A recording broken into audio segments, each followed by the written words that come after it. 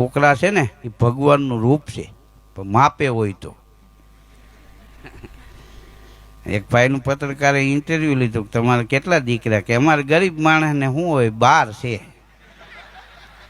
કીધું સારું તમે ગરીબ છો, શ્રીમંત હોય તો સોસાયટી હોય તમારે.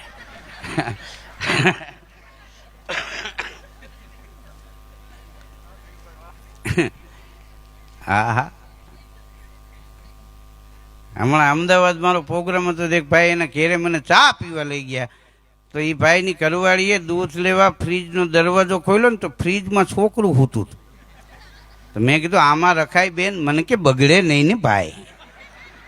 હવે કીધું આ બકાલું છે, આ બગડવા ન દેવું હોય તો સારા માણાના સહવાસમાં રાખો. આ છોકરાના નાકમાં બરફની કટકીઓ જામવા માંડેલી.